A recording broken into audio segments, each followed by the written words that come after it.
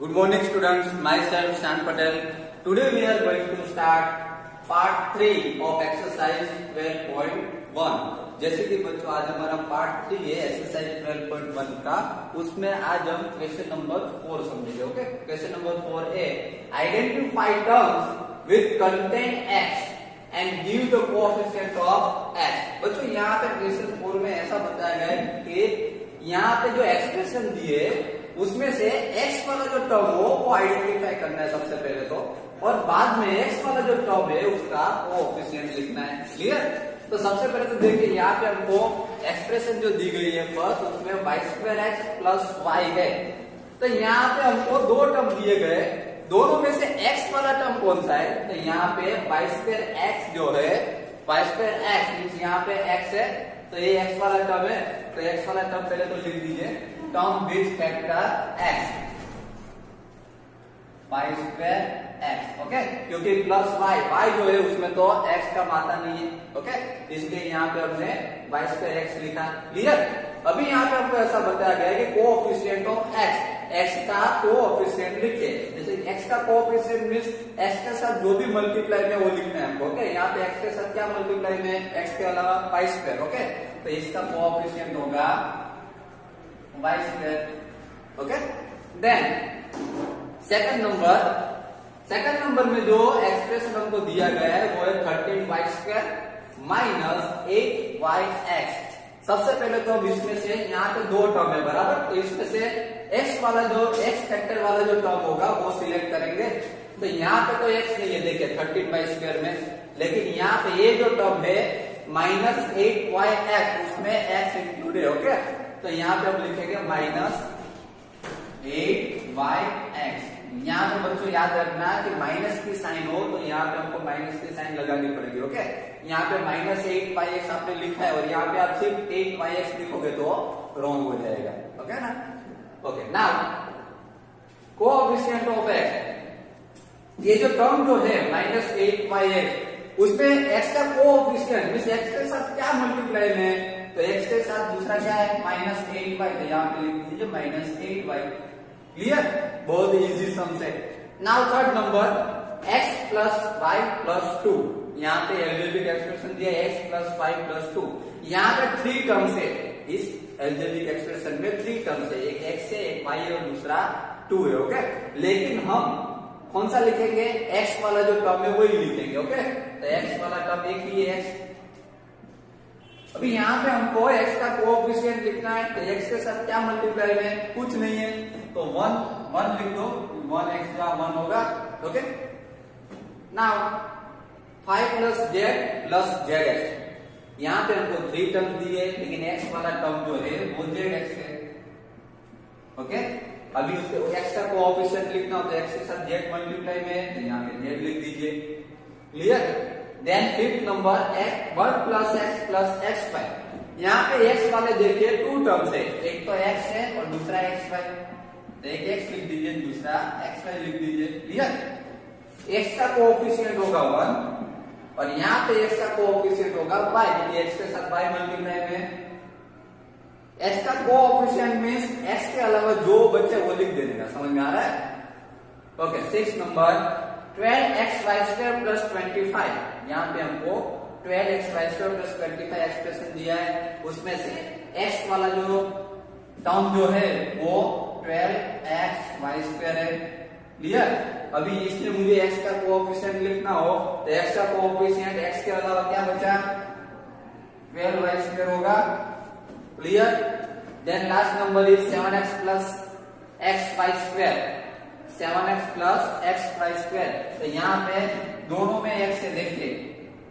Okay, जैसे x वाला term और दूसरा xy2. यहाँ पे 7x जो है उसमें x का कोएफिशिएंट 7 होगा और x यहाँ पे x का कोएफिशिएंट y2 होगा. समझ में आ रहा है? तो यहाँ पे हमारा क्वेश्चन नंबर 4 है कंप्लीट हो रहा है. बहुत ही इजी सम है. ओके, उसके बाद हम क्वेश्चन नंबर 4b देखेंगे. देखिए क्वेश्चन नंबर 4b जो है उसमें यहाँ पे हमने टर्म विद फैक्टर x लिखा था, लेकिन इसमें हमें टर्म कॉन्टेक्स्ट वाई स्क्वायर वाला जो टर्म होगा वही हमको लिखना है, बराबर। तो देखिए यहाँ पे फर्स्ट नंबर जो है उसमें 8 माइनस एक्स वाई स्क्वायर है, okay, 8 minus x y square. तो वाई स्क्वायर वाला टर्म लिख दीजिए। वाई स्क्वायर वाला टर्म कौन सा है? माइनस एक्स वाई स्क्वायर है, माइनस की साइन है अगर वो टर्म में, इसलिए मैंने माइनस इंक्लूड किया, ओके। अभी यहाँ पे कोएफिशिएंट ऑफ वाई स्क्वायर लिखना है। वाई स्क्वायर का कोएफिशिएंट क्या होगा यहाँ पे? मींस वाई स्क्वायर के अलावा क्या बचा? Minus x. तो यहाँ पे लिख दीजिए minus x, clear. Then 5y square plus 7x, यहाँ पे एक्सप्रेशन दिया है 5y स्क्वायर प्लस 7x दिया है, तो हमको यहाँ पे जो y स्क्वायर वाला जो टर्म होगा वही हमको सिलेक्ट करना है, ओके। तो y स्क्वायर वाला टर्म यहाँ पे कौन सा है? 5y स्क्वायर है, तो सिलेक्ट कर दो 5y स्क्वायर, क्लियर। अभी यहाँ पे हमको कोएफिशिएंट ऑफ y स्क्वायर का कोएफिशिएंट लिखना, मींस y स्क्वायर के साथ क्या मल्टीप्लाई में 5, तो यहाँ पे उसका कोएफिशिएंट होगा 5, okay. Then last number is 2x square y minus 15xy square plus 7y square. यहाँ पे हमको एल्जेब्रिक एक्सप्रेशन जो दिया है लास्ट नंबर में, उसमें 3 टर्म्स हमको दिखाई दे रहे हैं, ओके। तीनों टर्म्स देखिए, और लेकिन हमें यहाँ पे y स्क्वायर वाला जो टर्म होगा वही लिखना है। इसमें y स्क्वायर वाला टर्म कौन सा है? यहाँ पे y स्क्वायर है, यहाँ पे y स्क्वायर है, तो पहले तो माइनस 15 xy स्क्वायर होगा, और दूसरा y स्क्वायर वाला जो टर्म है वो 7y स्क्वायर है, क्लियर। अभी यहाँ पे माइनस 15xy स्क्वायर जो है उसमें y स्क्वायर का कोएफिशिएंट कौन होगा? माइनस 15 इंटू एक्स होगा, क्योंकि y स्क्वायर का कोएफिशिएंट लिखना है तो y स्क्वायर नहीं लिखना है। यहाँ पे y स्क्वायर नहीं लिखेंगे तो क्या बचेगा? 7, क्लियर, ओके। तो यहाँ पे हमारा question number 4A and question number 4B complete हो रहा है। Now, question number 5, classify into monomials, binomials and trinomials. बच्चों यहाँ पे क्वेश्चन नंबर 5 जो है उसमें हमको एल्जेब्रिक एक्सप्रेशंस को दिखाए गए, उसमें टर्म्स के हिसाब से हमको लिखना है कि वो मोनोमियल्स है, बाइनोमियल्स है कि ट्राइनोमियल्स है। यहाँ पे जो एल्जेब्रिक एक्सप्रेशंस दिया वो, ओके। एक बार मैं आपको बता दूं, सबसे पहले यह समझना जरूरी है कि मोनोमियल्स क्या होता है।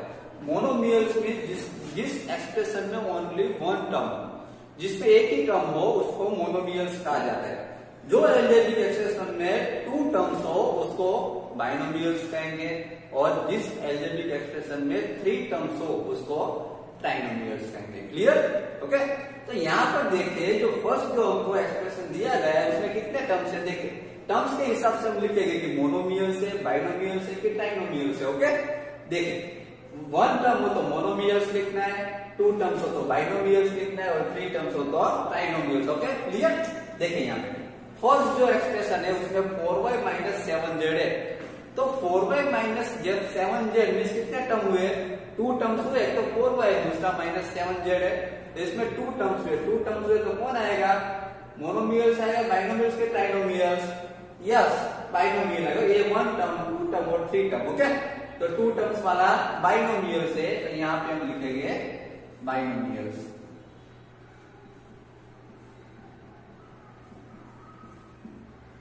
Okay.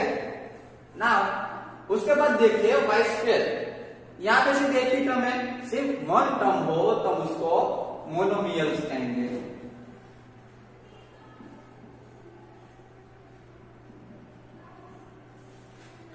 Clear. Then third number देखिए x plus y minus x y. यहाँ पे हमको एल्जेब्रिक एक्सप्रेशन में 3 टर्म्स दिखाई दे रहे थे, x है, दूसरा प्लस y है और तीसरा माइनस एक्स वाई है।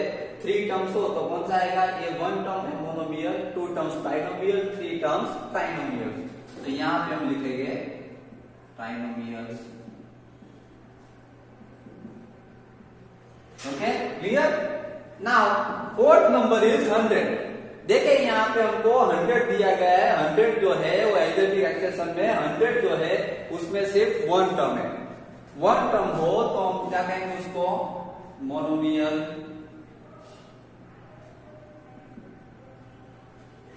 ओके।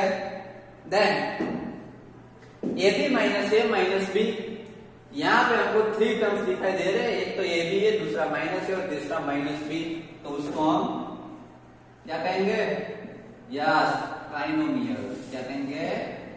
ट्राइनोमियल्स। ओके, देखिए उसके बाद 5 माइनस 3t।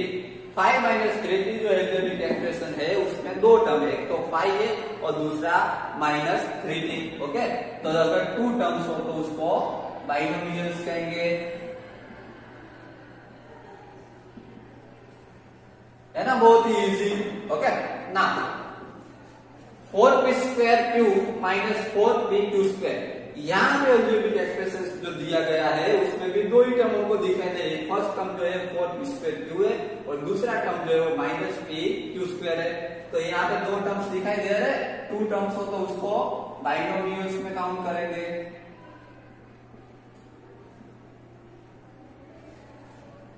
उसके बाद यहाँ पे हमको 7mn दिखाई दे रहा है। 7mn जो है उसमें सिर्फ एक ही टर्म हमको दिखाई दे रहा है, इसलिए हम उसको 7mn जो है वो एक ही टर्म है। ऐसा नहीं कि ये 7 अलग है, mn अलग है, पूरा एक ही टर्म है 7mn। ओके, तो वो मोनोमियल्स में काउंट होगा।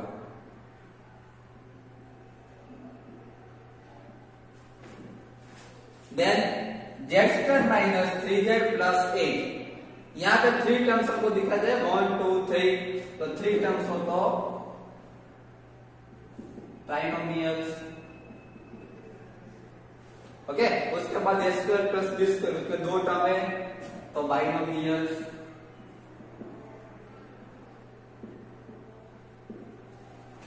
Okay, then z² plus z² plus z में 2 टर्म्स दिखाई दे रहे हैं तो बाइनोमियल्स कहेंगे।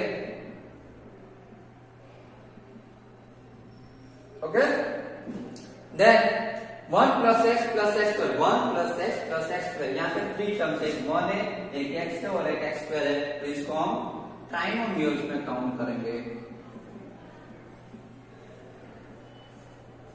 ओके, तो बहुत इजी है। अगर 1 टर्म हो एल्जेब्रिक एक्सप्रेशन में, अगर 1 टर्म हो तो उसको मोनोमियल कहा जाएगा, 2 टर्म्स हो तो उसको बाइनोमियल्स कहा जाएगा, 3 टर्म्स हो तो उसको ट्राइनोमियल्स कहा जाएगा। समझ में आ रहा है? तो यहाँ पे तीनों इंक्लूड हो गए, monomial, binomial and trinomial. Okay, now question number 6। उसके बाद क्वेश्चन नंबर 6 देखिए, state whether given pair of terms is of like और अनलाइक टर्म्स। ये जो हमको टर्म्स दिए गए हैं वो लाइक है कि अनलाइक, वो हमको फाइंड करना है। देखिए लाइक जो टर्म्स होते हैं उसके वेरिएबल भी सेम होते हैं, याद रखेगा, उसके वेरिएबल जो है सेम होंगे। ओके, और उसके पावर भी सेम होगी तो उसको लाइक टर्म कहा जाएगा। जैसे कि यहाँ पे देखें, फर्स्ट नंबर जो है 1 and 100। ओके, एक टर्म 1 है और दूसरा 100 है, इसमें दोनों कांस्टेंट है। ओके, वेरिएबल नहीं लेकिन दोनों कांस्टेंट है, लेकिन दोनों सेम है ना, कांस्टेंट ही है ना दोनों, तो वो लाइक टर्म में काउंट होगा। क्या होगा? लाइक। ओके, उसके बाद सेकंड नंबर देखिए, सेकंड नंबर में -7x और दूसरा जो टर्म है 5/2x, दोनों का वेरिएबल देखिए, यहाँ पर भी x वाला वेरिएबल है और यहाँ पर भी x वाला वेरिएबल है। ओके, तो वेरिएबल अगर सेम हो गए तो भी वो लाइक में काउंट हो गए। Clear? Then third number 19x minus 29x minus 29y, यहाँ पे देखिए इधर भी -29 है, दूसरे टर्म में भी -29 है, लेकिन यहाँ पे वेरिएबल x है और यहाँ पे वेरिएबल y है, तो वो लाइक टर्म्स नहीं होंगे, वो हो गया unlike. Okay, then fourth number 14xy and 42yx, यहाँ पे एक 14xy दिया गया है और दूसरा 42yx दिया गया है, तो ये दोनों लाइक ही है। यहाँ पे xy है लेकिन यहाँ पे yx है, लेकिन xy हुआ ना, xy जैसे भी xy हुआ ना, y टू x करे या फिर x इंटू y करे, दोनों का मतलब सेम ही xy, इसलिए वो लाइक में काउंट हो गई। Clear? Then fifth number 4m² into 4mp²। चलो ये बताओ कि ये लाइक है कि अनलाइक है? नो, ये लाइक नहीं है। क्यों लाइक नहीं है? क्योंकि यहाँ पे m² है, यहाँ पे एम स्क्वायर दिख रहा है आपको? नहीं, यहाँ पे एम है, यहाँ पे पी है, यहाँ पे पी स्क्वायर दिख रहा है आपको? यहाँ किस पे, यहाँ पी है, यहाँ पे पी स्क्वायर है, लाइक नहीं है, अनलाइक है। Then 6 number 12xz into 12x cube z square। यहाँ पे x है, यहाँ पे x क्यूब z स्क्वायर है, तो ये भी लाइक नहीं है, ये भी क्या है, अनलाइक है। ओके, तो बच्चों यहाँ पे हमारा क्वेश्चन 6 जो है वो भी क्वेश्चन 5 और क्वेश्चन 6 दोनों कंप्लीट हो रहे हैं। Now question number 7, identify like term in the following. बच्चों अब क्वेश्चन नंबर 7 जो है उसमें ऐसा बताया गया है कि यहाँ पे जो टर्म्स दिए गए हमको उसमें से लाइक टर्म्स हमको सिलेक्ट करने होते हैं।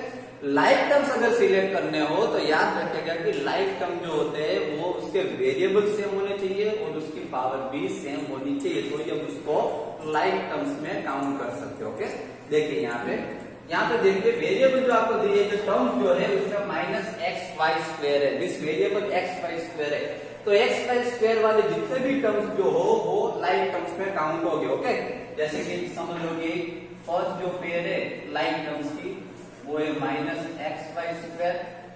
एक्स वाई स्क्वायर देखो यहाँ पर भी यहाँ पर देखो यहाँ पर एक्स स्क्वायर वाई है, लेकिन हमको एक्स वाई स्क्वायर चाहिए। ओके, कहीं पे एक्स वाई स्क्वायर दिख रहा है? हाँ, यहाँ पर देखिए 2x वाई स्क्वायर। उसके अलावा एक्स वाई स्क्वायर कहीं पे दिख रहा है आपको?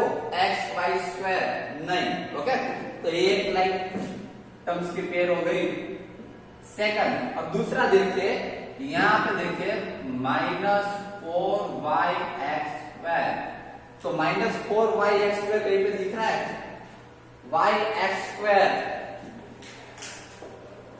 ये रहा देखिए y x square y। Okay, so यहाँ पर हम लिख सकते हैं 20 x square y, means x की पावर 2 है दोनों में, y की पावर 1 है। क्लियर? ओके, उसी तरीके से देखिए थर्ड पेयर जो है वो ये पेयर ले लू 8x स्क्वायर, तो 8x स्क्वायर वाला कोई है? ये रहा देखो टर्म माइनस 11x स्क्वायर, उसके बाद x स्क्वायर वाला कोई टर्म ये रहा minus 6x square. Clear? Okay, then fourth number यहाँ पे देखिए एक्स वाई स्क्वायर तो आ गया, उसके बाद 7y y वाला कोई टर्म दिख रहा है आपको? ए रहा y, तो यहाँ पर लिख दीजिए y। ओके, एक्स वाई नहीं, ओनली y लिया मैंने। Okay, then fifth number minus x square वाला टर्म आ गया। अभी x वाला टर्म लेते देखिए 100x, दूसरा x वाला कोई टर्म दिख रहा है आपको? ए रहा 3x। Then six number yx minus 11y(x) means xy या फिर yx, ये रहा 2xy। क्लियर? तो ये हो गए बच्चों लाइक टर्म्स। क्लियर?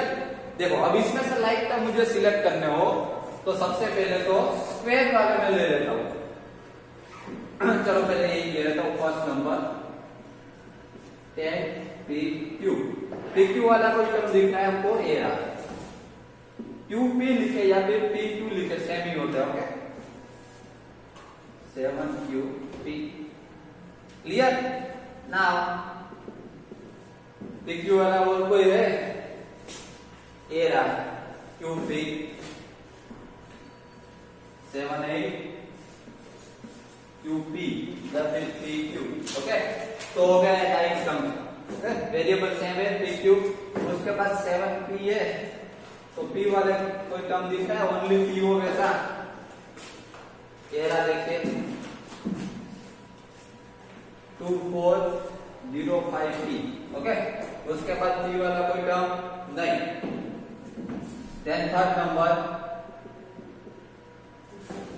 8Q। चलो Q वाला कोई टर्म दिख रहा है आपको? नहीं है, क्योंकि कोई पेयर ही नहीं है। देखो ओनली क्यू वाला टर्म होना चाहिए। एक क्यू वाला कहीं पे भी दिख रहा है ओनली क्यू नहीं, तो इसकी पेयर नहीं बन सकती। यहाँ पे देखिए ये नंबर जो है थर्ड नंबर, उसकी पेयर नहीं बन सकती। क्यों? क्योंकि 2Q वाला कोई टर्म ही नहीं है।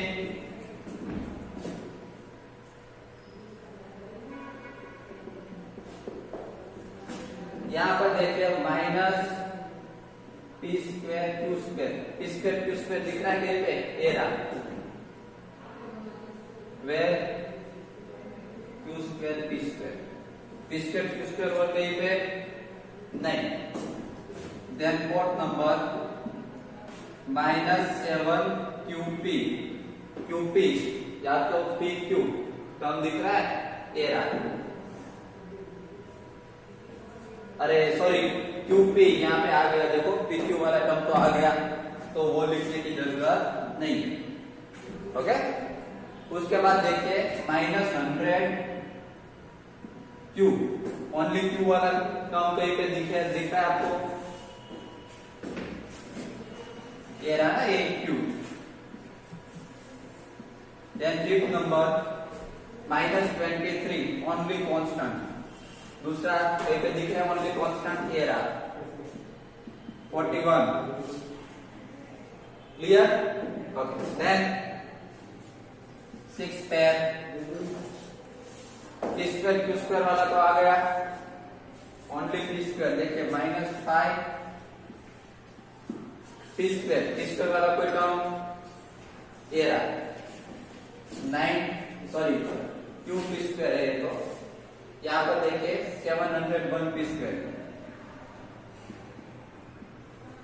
ओके, देन 7 नंबर स्क्वायर वाला हो गया, उसके बाद ओनली कांस्टेंट ए भी हो गया 41 वाला, बाद में ओनली पी वाला भी हो गया, क्यू पी भी हो गया, पी स्क्वायर क्यू ये बाकी है, देखिए पी स्क्वायर क्यू, तो 13 पी स्क्वायर क्यू, यहां पर भी देखिए क्यू पी स्क्वायर क्यू ही हुआ ना, क्यू पी स्क्वायर। ओके, तो ये हमारा क्वेश्चन नंबर 7 कंप्लीट।